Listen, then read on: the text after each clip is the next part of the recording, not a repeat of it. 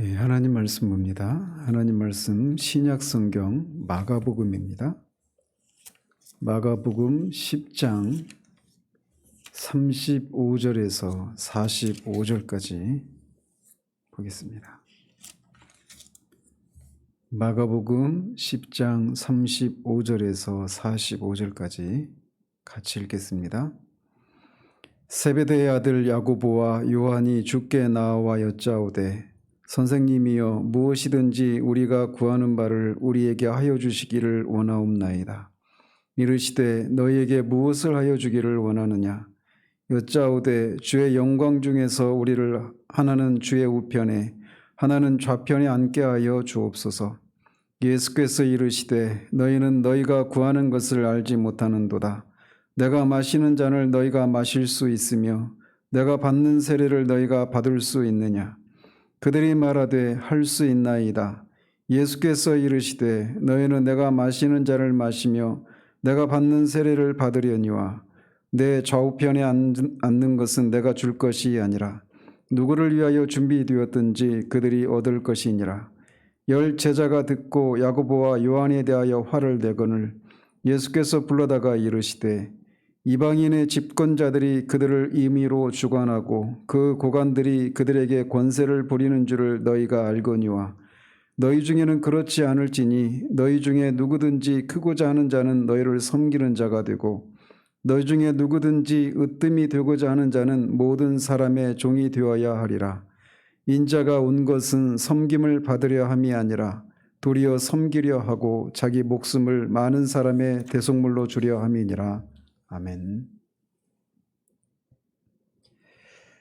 지난주까지 해서 세 번에 걸쳐서 우리는 그리스도의 십자가는 우리 자신에 대해서 참된 그런 자기 이해를 가지게 한다라고 하는 사실을 살폈습니다. 십자가 아래에서만이 내가 누구인가에 대한 참된 그런 답을 얻을 수 있다는 거죠. 그래서 십자가가 우리에게 말해주는 것은 크게 두 가지입니다. 우리를 부인하라, 자기를 부인하라라고 하는 것과 자기를 긍정하라, 이 상반된 명령을 우리에게 말해주고 있다고 말씀드렸습니다. 그래서 죄로 인해서 타락한 우리의 본성에 대해서는 우리가 우리 자신을 부인해야 하고 또 창조 때 물려받은 그 하나님이 주신 선물들 그리고 특별히 예수 그리스도 안에서 하나님 우리를 받으셨다라고 하는 받으신 우리라고 하는 그 우리 자신을 한없이 긍정해야 한다고 말씀드렸습니다. 자, 그런데 이렇게 십자가는 우리가 누구인지 그래서 그 십자가의 조명 아래서 우리를 부인하든지 우리의 죄를 거부하는 것과 관련된 거죠. 그래서 우리를 부인하든지 또는 우리를 하나님이 받아주셨다라고 하는 것에서 오는 그런 하나님의 선물을 인해서 우리 자신을 긍정하든지 이 두 가지를 우리에게 말해주고 있단 말이에요. 그런데 그것은 그냥 그 십자가에서 우리 자신을 이해하는 차원에서 그냥 그치는 것이 아닙니다. 우리가 우리 자신을 부인해야 하는 것도 또 우리를 긍정하는 것도 그저 그 상태에 머무르기 위해서 우리 자신을 바르게 이해해야 된다. 이게 아니라는 거예요. 우리 자신에 대한 바른 이해는 그 다음에 무엇을 위해서 필요로 하는 과정이요 수단이라는 거죠. 그래서 우리 십자가의 조명을 통해서 우리 자신을 바르게 이해하는 것은 어디로 우리를 이끌어가게 되느냐면 우리를 다른 사람에게 우리 자신을 주는 대로 이끌어가는 겁니다. 우리 자신을 부인하는 것도 다른 사람에게 우리 자신을 주기 위해서 우리 자신을 부인하는 거예요. 또 우리 자신을 긍정하는 것도 다른 사람을 위해서 우리 자신을 내어주기 위해서 우리 자신을 긍정하는 것이라는 거죠. 그래서 십자가의 공동체는 본질적으로 우리가 이 소주제 앞에서 말씀드린 것처럼 십자가의 공동체는 하나님을 경축하는 공동체입니다. 하나님을 예배하는 공동체예요.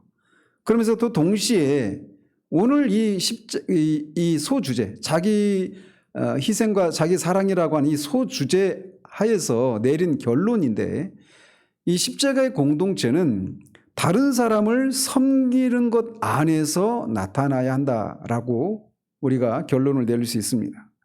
즉 십자가의 공동체는 하나님을 경축하는 공동체면서 동시에 다른 사람에게 우리 자신을 내어주는 공동체다라는 거죠. 그저 십자가 아래에서 우리 자신이 누구인가를 알고 특별히 자기 긍정이라고 하는 것에 우리가 도취되어서 그런 하나님의 은혜에 감사하고 기뻐하고 즐거워하는 것에서 머무르는 것이 아니라 그것은 그런 자기 이해는 다른 사람을 섬기는 대로 나아가야 한다라는 거 우리가 기억을 해야 하는 것입니다. 십자가는 시종일관 집요하게 바로 이것으로 즉 하나님을 예비하고 다른 사람에게 우리 자신을 내어주는 이 지점으로 우리를 이끌어 가고 있는 겁니다. 그런데 우리는 십자가가 우리에게 말해주고 있는 그런 것과 세상의 기준이 많이 다르다라고 하는 것을 우리의 경험을 통해서 보게 됩니다. 그리고 그것이 가장 극명하게 잘 나타나 있는 그런 장면이 있다라면 바로 오늘 본문입니다. 오늘 본문에서 이 세베대 두 아들인 야고보와 요한, 이 둘은 형제들이죠. 이 두 사람이 예수님께 요청했던 그 내용과 그것을 요청하는 그들의 속마음, 그것과 그들의 그 요청에 대한 예수님의 대답 사이에 십자가의 길과 세상의 길이, 십자가의 기준과 십자가가 우리에게 요구하는 그런 삶의 모습과 세상이 추구하는 것과 아주 극명한 대조를 이루고 있다라고 하는 것을 이 본문에서 우리는 살펴볼 수가 있는 겁니다. 그리고 이런 대조를 통해서 예수님의 대답과 이 두 그 형제들의 그 요청 사이에 있는 그 대조를 통해서 우리가 잊고 있는 것이 무엇인가를 돌아볼 필요가 있는 거예요. 결론적으로 미리 말씀을 드리면 우리는 이 세베대의 두 아들들의 생각이 우리 안에 여전히 많이 남아있는 것이라고 하는 것을 우리가 볼 수 있습니다. 그래서 이 본문을 한 절 한 절 제가 지금 다 살피려고 하는 건 아닌데 여기서 우리가 이 본문에서 35절과 이 마지막 절인 45절이 이 본문 전체의 이 핵심적인 그런 구절에 해당된다라고 할 수가 있습니다. 35절에서 이 세베대의 아들 야고보와 요한은 무엇이든지 우리가 구하는 바를 우리에게 하여 주시기를 원하옵나이다라고 그렇게 요청을 합니다. 그리고 그것에 대한 주님의 최종적인 답은 인자가 온 것은 섬기려 하고 죽이기 위함이다라고 결론을 내리셔요. 그래서 이 두 형제의 이 요청은 이 본문의 서론에 해당된다라면 45절의 예수님의 대답은 이 본문의 결론에 해당된다라고 할 수가 있습니다. 그래서 이는 이 세베대의 아들들과 인자가 도무지 융합할 수 없는, 도무지 그 조화를 이룰 수 없는 의견의 불일치를 보여주고 있습니다. 그래서 이 야고보와 요한과 예수님은 서로 다른 그런 말을 하고 그런 말을 통해서 각자가 가지고 있는 정신이 무엇인가를 표명하고 있고 그것을 통해서 각자가 서로 다른 야망을 가지고 있음을 우리가 읽을 수가 있습니다. 야고보와 요한은 권력과 영광의 보좌에 앉기를 원했습니다. 이에 비해서 예수님은 연약함과 수치 가운데 자신이 십자가에 달리셔야 할 것을 아셨습니다. 그래서 이 두 사람이 요구했던 것과 예수님이 가고자 하셨던 이 길은 완전히 대조를 이루고 있다 이렇게 말할 수 있어요. 그렇다면 이 둘 사이에는 어떤 대조적인 그런 모습이 있을까요? 첫 번째로 이 두 형제가 요구하는 것과 그 요청에 대한 예수님의 대답 사이에 아주 첫 번째로 보이는 대조가 있는데 그건 뭐냐? 이기적인 야심과 희생 사이의 대조가 드러나고 있습니다. 무엇이든지 우리의 구하는 바를 우리에게 하여 주시기를 원하나이다 라고 하는 이 두 야고보와 요한의 이 요청은 정말 가장 어떤 이기적인 그런 간구의 모습을 보여주고 있습니다. 아주 자기중심적인 그런 기도의, 전형적인 기도의 모습이라고 할 수 있습니다. 이 두 사람은 하나님 나라에서 가장 영예로운 자리를 두고 그런 어떤 자리 다툼이 있을 것이라고 지레짐작했었던 것으로 보여집니다. 그도 그럴 것이 오늘 본문 앞에 보면 어떤 장면들이 스쳐 지나갔었냐면 지금 예수님과 12 제자가 지금 예루살렘으로 올라가고 있는 길입니다. 올라가는 그 길인데 이 길은 우리가 알다시피 예수님이 이제 십자가에 달려서 우리의 죄를 대속하기 위해서 그렇게 죽으시러 가는 길이었단 말이에요. 그런데 제자들은 그것을 그렇게 이해를 못했습니다. 예수님이 세 차례에 걸쳐서 인자가 십자가에 달려서 죽게 되고 사흘 만에 살아날 것을 말씀하셨음에도 불구하고 제자들은 그것을 온전히 이해를 못했습니다. 그래서 이들은 예수님이 예루살렘에 올라가는 것이 이제 예수님이 왕이 되시는 그 그리스도의 나라, 메시아의 나라에 하나님의 나라의 왕으로 등극하실 것이라고 하는 그런 기대를 가지고 그렇게 따라갔던 겁니다. 그리고 알다시피 백성들도 다 그런 기대를 가지고 주님을 이 종려주일이라고 부르는 그 주일에 맞아들였던 것이죠. 그런데 그런 생각을 가지고 제자들이 주님을 따르고 있는 거예요. 그러면서 그렇게 가는 도중에 제자들 사이에서 누가 큰가라고 하는 그런 논쟁이 벌어졌습니다.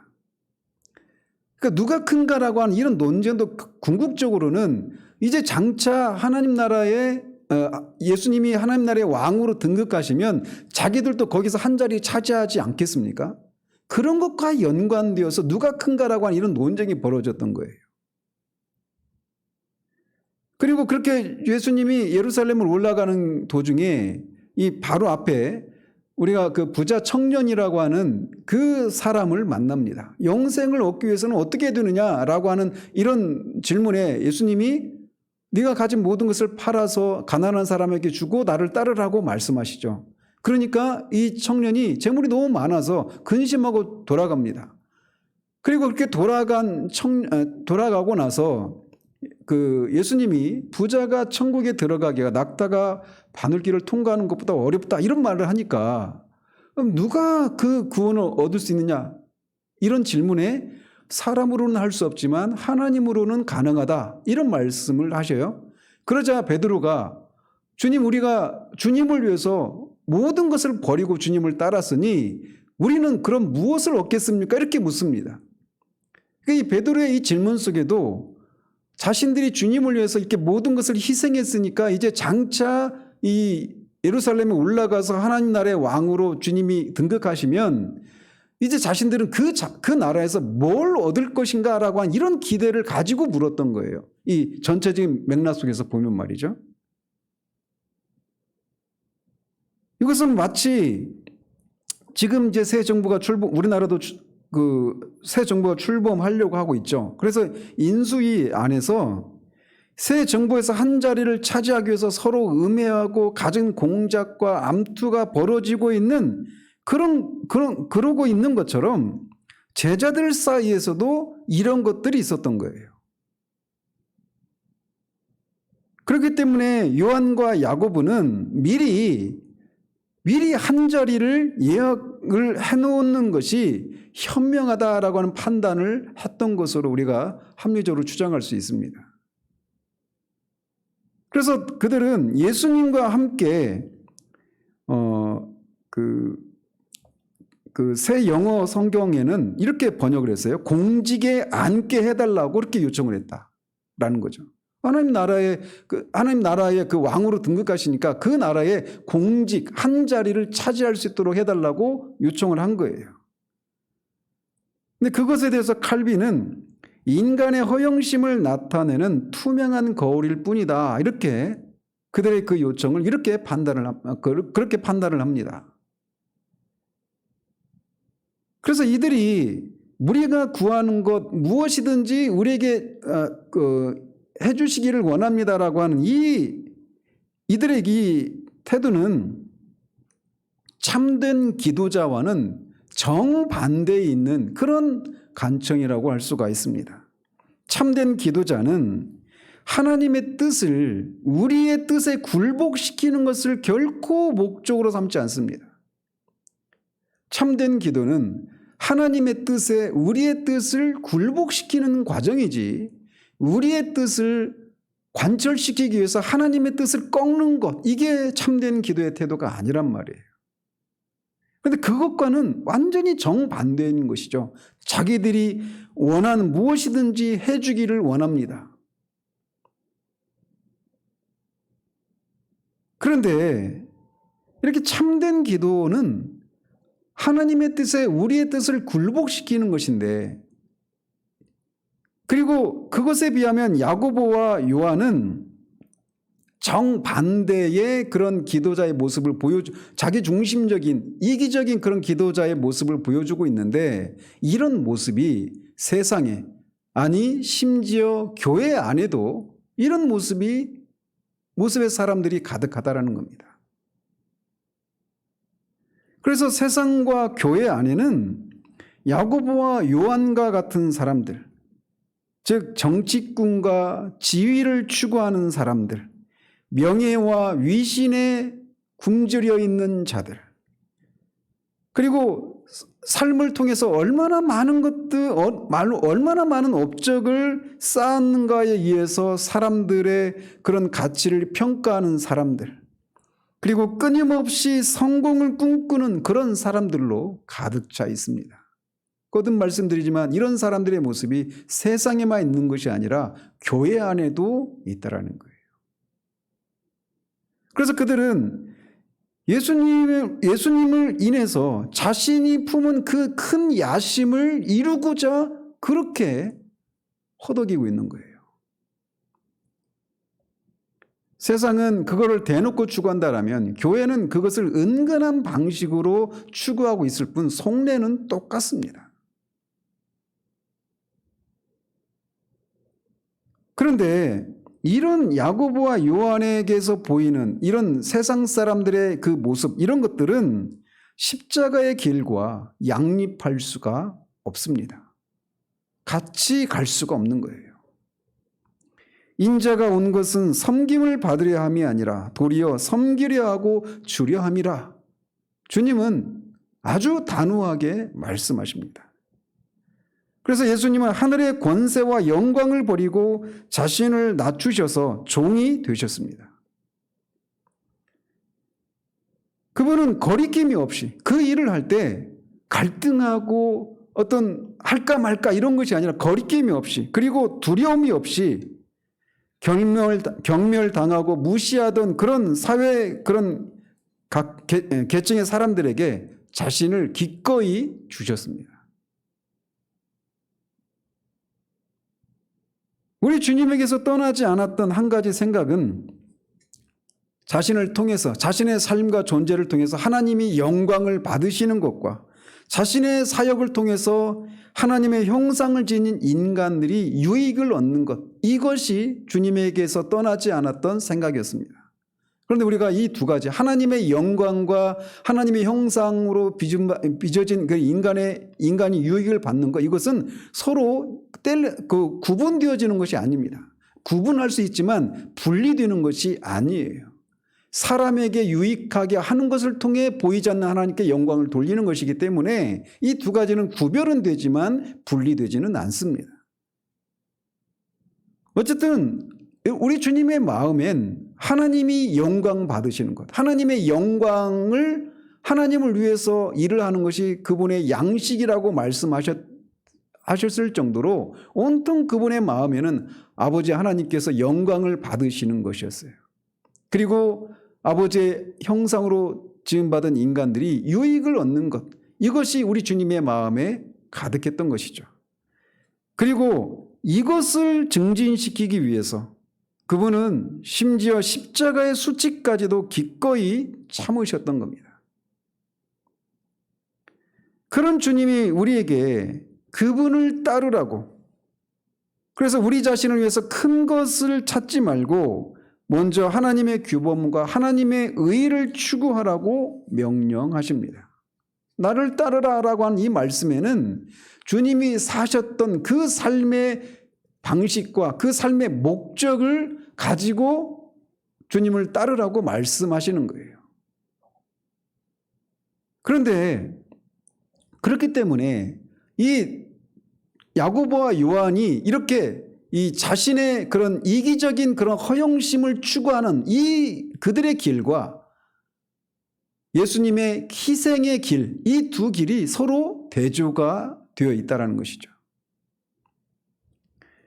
두 번째로 야고보와 요한 그리고 예수님의 이 선택 사이에 있는 또 다른 대조는 뭐냐면 권세와 섬김 사이의 대조입니다. 야고보와 요한은 영예와 함께 권세를 원했습니다. 즉 그들은 예수님의 영광 중에서 예수님의 양편에 자기들을 이 예수님의 양편에 앉게 해달라고 구했습니다. 여기서 예수님의 양편에 앉는다라고 하는 것은 예수님이 왕으로 등극하시는 것이기 때문에 궁극적으로는 예수님 양 옆에서 최고 권력을 행사하는 그런 권세자가 되기를 요청했던 거예요. 이 야고보와 요한은 다른 제자들과는 다르게 유복한 집안의 아들들이었습니다. 어떻게 할 수 있느냐면 그의 아버지 세베대는 호숫가에서 고기 잡는 일을 했는데 그 일을 하면서 이 고용인들을 일꾼들을 사서 그 일을 할 정도로 그런 부자였어요. 그렇기 때문에 유복한 집에서 자랐던 이 야고보와 요한은 예수님을 따르면서 집을 떠나서 갈릴리를 떠나서 이렇게 주님과 함께 동행하면서 그 전도 사역을 하고 예루살렘에 지금 올라가는 길 아니겠습니까? 그 길 속에는 분명히 야고보와 요한의 집에는 하인들도 있었을 것이고 그 하인들이 자신들을 섬기고 하는 이런 생활을 했었던 사람들이었단 말이죠. 그런데 이 예수님을 따르는 이 길 속에는 이 길 가운데서는 하인들이 그들의 시중을 들어주는 그런 일은 없었을 거예요. 그리고 그것이 굉장히 불편했겠죠. 늘 그런 섬김을 받던 시중을 받던 그런 위치에 있다가 말이죠. 그렇지만 이렇게 비록 지금은 잠시 동안의 그런 하인들의 그런 시중을 받지 못하는 것에서 오는 그런 불편함이 있지만 결국에 가서 이 자신들이 원하는 것처럼 예수님의 보좌 양 옆에 앉게 되어서 그런 권세를 얻게 된다라면 잠시 동안의 이 고난은 기꺼이 감수하겠다라고 하는 그런 생각을 가지고 있었을 것입니다. 이 두 사람의 모습에서처럼 세상은 늘 권세를 사랑합니다. 그리고 말씀드린 것처럼 사람이 그래요. 예수님은 42절에서 이방인의 집권자들이 그들을 임의로 주관하고 그 고관들이 그들에게 권세를 부리는 줄을 너희가 알거니와 라고 말씀하셨습니다. 주님이 이런 말씀하셨을 때, 즉 이방인의 집권자들이 사람들을 임의로 막 자기 마음대로 다스리고 그 사람들에게 자기의 권세를 부린다라고 하는 것을 말씀하셨을 때, 뭐 로마 황제를 연상하시면서 말씀하셨든지 아니면 뭐 헤롯 그 왕을 염두에 두시고 말씀하셨는지 분명하지 않습니다. 그러나 어쨌든 이렇게 권력에 대한 열망은 사람들이 다 가지고 있는 것이고 또 그것은 그렇게 권력에 대한 열망을 가지게 된 것은 우리가 타락으로 인해서 생겨나게 된 고유한 그런 것이라는 거죠. 사람은 이렇게 권력을 사랑하고 권력을 잡기를 열망합니다. 그런데 이 권력에 대한 열망, 이 야고보와 요한이 드러냈던 권력에 대한 이 열망은 십자가의 길과 대조를 이룬다라는 거예요. 그리고 이 둘은 같이 갈 수가 없다라는 겁니다. 왜? 십자가는 섬김을 우리에게 요구하기 때문에 그래요.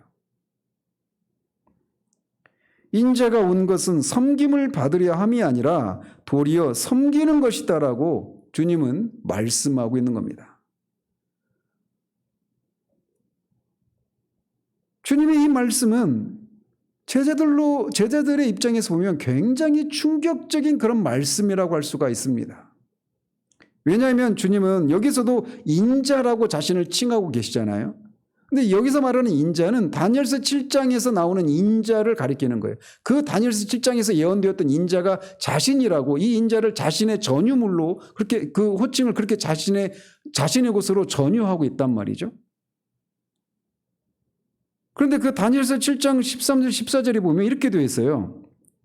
내가 또 밤 환상 중에 보니 인자 같은 이가 하늘 구름을 타고 와서 옛적부터 항상 계신 이에게 나아가 그 앞으로 인도되매 그에게 권세와 영광과 나라를 주고 모든 백성과 나라들과 다른 언어를 말하는 모든 자들이 그를 섬기게 하였으니 그의 권세는 소멸되지 아니하는 영원한 권세요 그의 나라는 멸망하지 아니할 것이니라.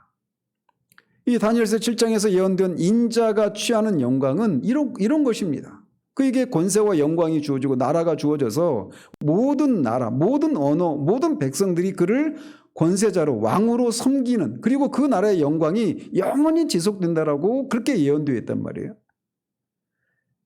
따라서 인자라고 말하면은 권세와 영광을 상징하는 호칭이란 말입니다. 그런데 주님은 인자가 온 것은 다니엘서에서 말하고 있는 것처럼 그렇게 모든 사람들로부터 섬김을 받으려 온 것이 아니라 오히려 섬기기 위해서 오셨다라고 말하면서 인자의 역할을 바꾸고 계신 것입니다. 그렇기 때문에 충격적인 말씀이라고 하는 겁니다. 인자는 섬김을 받는 존재인데 그 인자가 섬기기 위해서 왔다라고 말하고 있는 거예요. 즉 그분은 다니엘이 말하는 그 인자의 영광스러운 권세를 취하지 않으신 겁니다.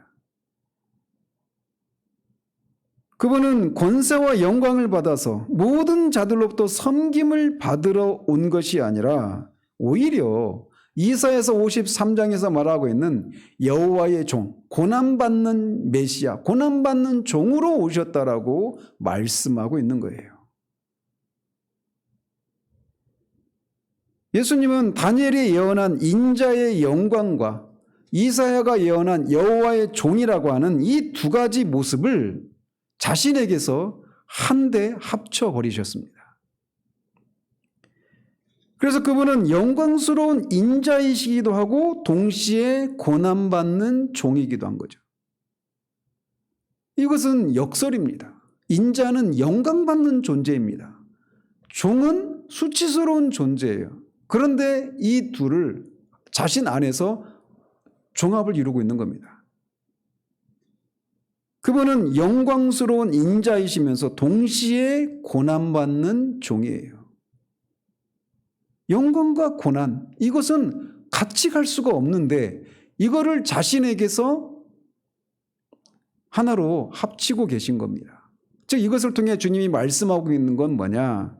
고난에 의해서만 영광으로 들어가실 것이다라고 하는 것을 말씀하고 있는 겁니다. 노 크로스, 노 크라운이에요. 십자가가 없이는 면류관도 없는 겁니다. 이렇게 자신이 인자임에도 불구하고 섬김을 받으러 온 것이 아니라 섬기기 위해서 오셨다 이렇게 말씀하시면서 주님은 우리에게도 고난에 의해서 영광에 들어가는 그분의 길을 따르라고 명하고 계신 겁니다.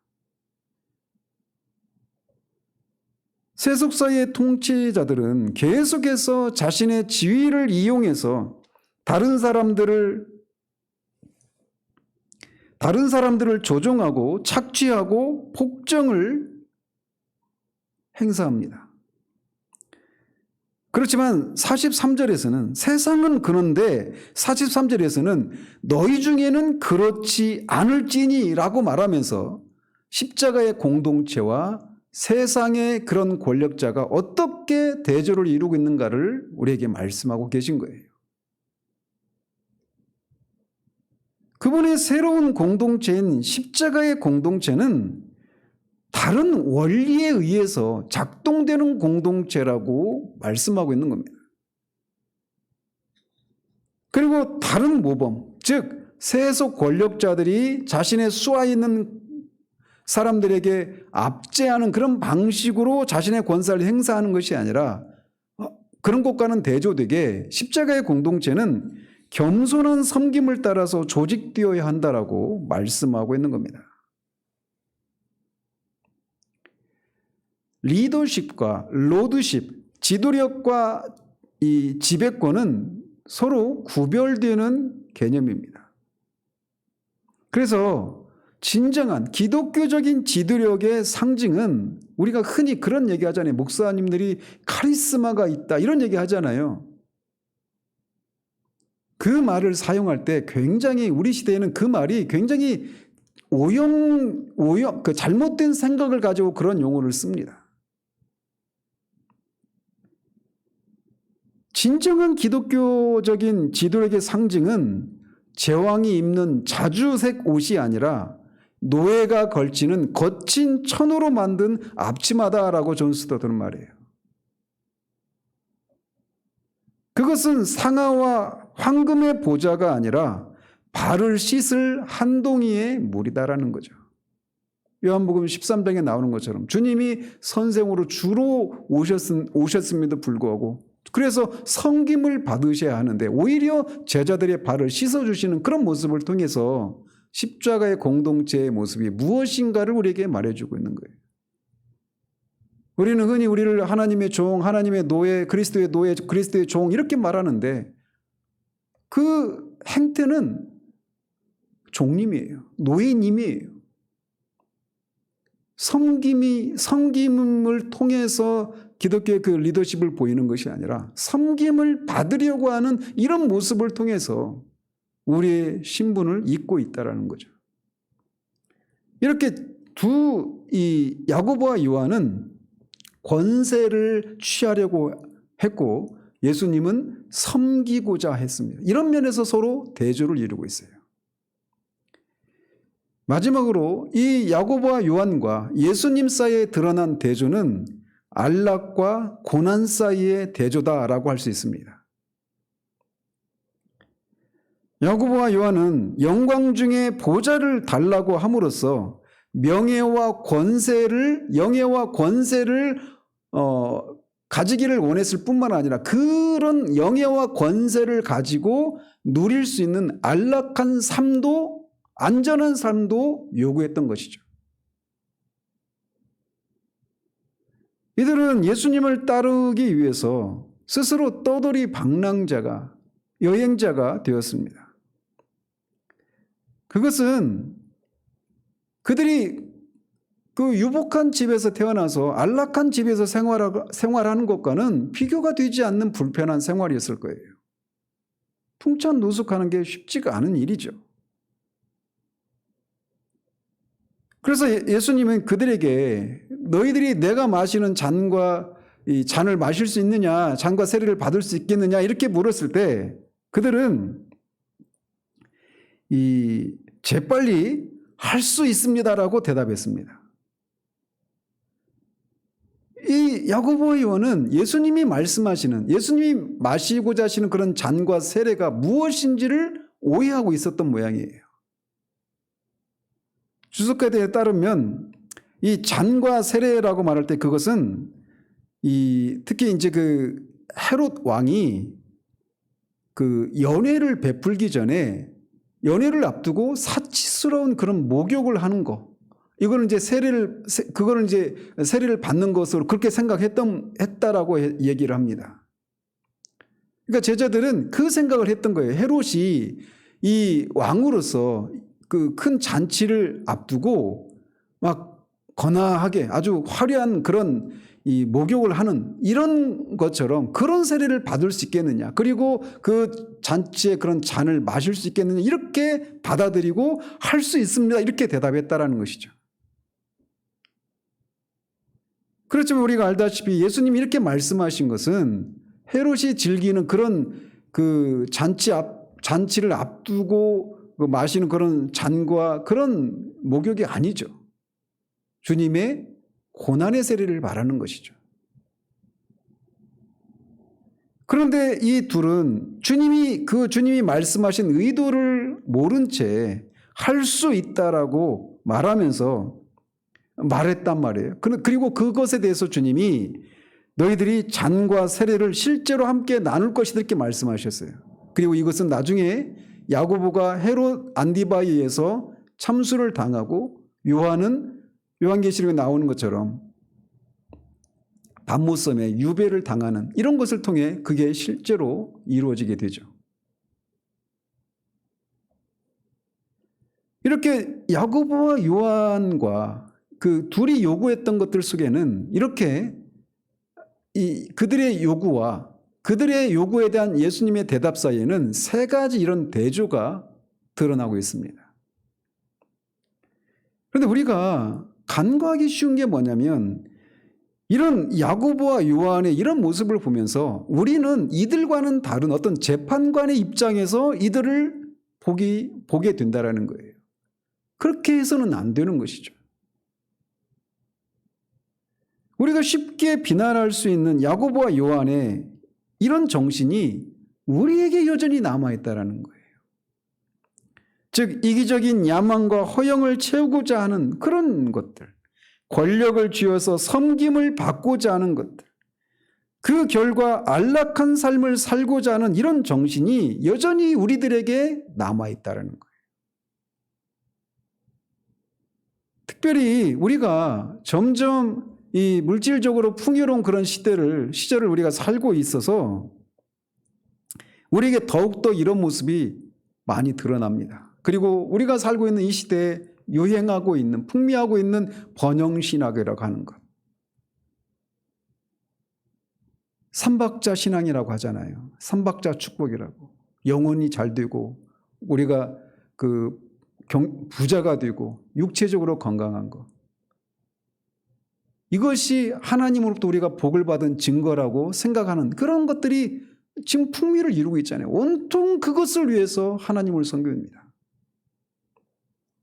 그런 면에서 내용적으로는 기독교적일지 모르지만 그 형식적으로는 기독교적일지 모르지만 그 내용을 살펴보면 이교도와 다를 바가 없어요.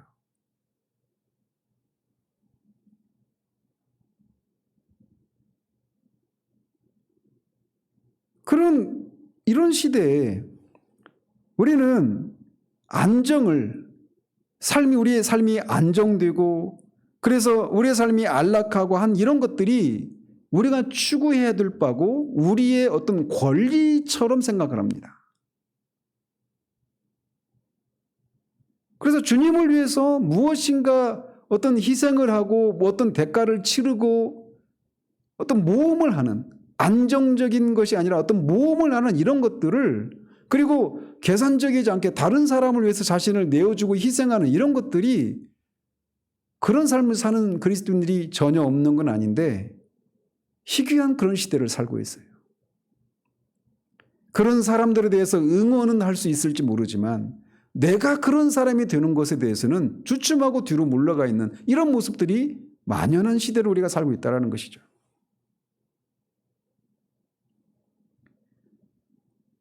안정보다는 봉사를, 안락한 삶보다는 동정을, 안이함보다는 역경을 앞에 놓고 있는 그런 그리스도인들을 찾기가 쉽지 않은 시대예요. 다 주님을 섬겼더니 이렇게 안락하고 안정적이고 그런 삶을 살게 되었네라고 하는 간증이 넘쳐나고 있고 나도 그런 간증에 동참하기를 바라고 있는 사람들이 태반을 이루고 있다라는 것이죠.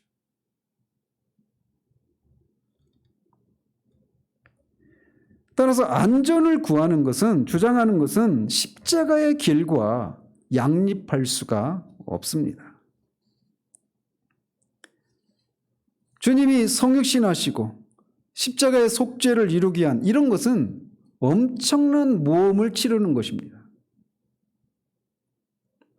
전능하신 하나님이 인간의 육체를 입고 인간의 죄를 지기 위해서 자신의 특권을 버리신 이 성육신과 속죄는 사람들의 그런 관습과 예절을 깨뜨리는 그런 예외적이고 특이한 일이었습니다. 예수님은 하나님 아버지 안에서가 아닌 다른 곳에서는 안정을 누리지 못하셨습니다.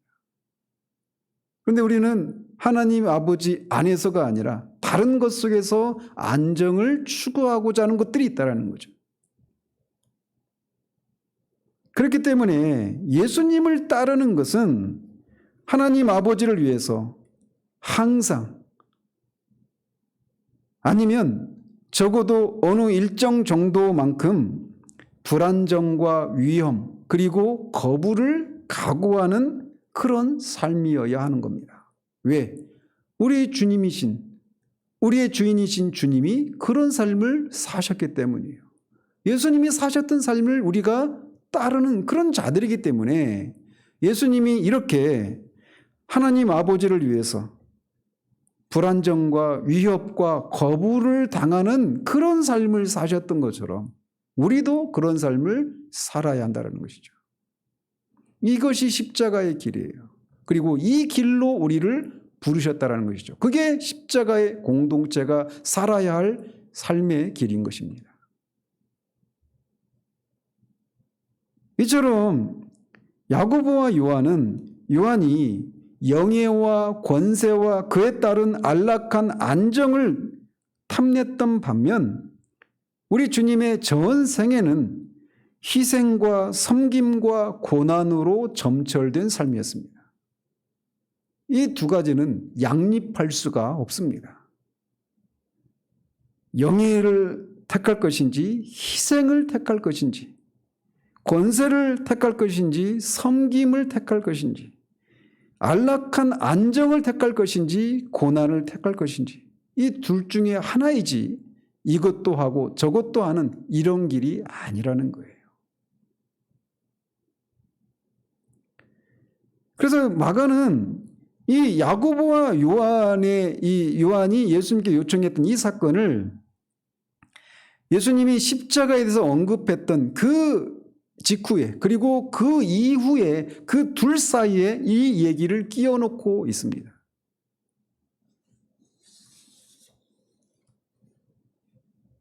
마가가 이들의 이 야심을, 이 이기적인 야심을 폭로하는 것은 결국 그들의 이기적인 야심을 폭로하는 것을 통해서 그리스도의 십자가의 영광을 더 돋보이게 하고 있는 방식이에요. 이들의 야심은 예수님의 십자가를 통해서 나타난 그런 희생과 섬김과 고난이라고 하는 그 십자가의 길과는 대조가 되는 것입니다. 그들의 야심은 천박하고 초라하고 빈약한 것들이었어요. 그리고 그것은 또한 모든 세대의 그리스도인 공동체가 직면하는 많은 사람들이 가는 길과 십자가의 좁은 길 사이에 선택을 강조하고 있는 것이기도 합니다. 십자가의 조명을 통해서 우리는 자기 자신을 바르게 이해하고 죄에 관련된 것들을 부인하고 그런 자기를 부인하고 그리스도 안에서 하나님 우리를 받으셨다라고 하는 것에서 오는 그 자기 긍정이라고 하는 자기 부정과 자기 긍정이라고 하는 이 두 가지를 우리에게 요구합니다. 그런데 이 두 가지는 결국 어디로 이어지느냐 하면 하나님의 영광을 위해서 그리고 다른 사람들을 섬기는 대로 우리 자신을 내어주는 대로 이어지기 위해서 그런 자기 이해가 필요하다는 거예요. 사람들을 위해서 우리 자신을 내어주는 이 십자가의 공동체, 그거는 주님이 가셨던 것처럼 희생과 섬김과 고난의 삶입니다. 그 주님이 가셨던 십자가의 길과 이 두 제자가 요구했던 이 허영과 권세와 안락이라고 하는 이것은 양립할 수가 없어요.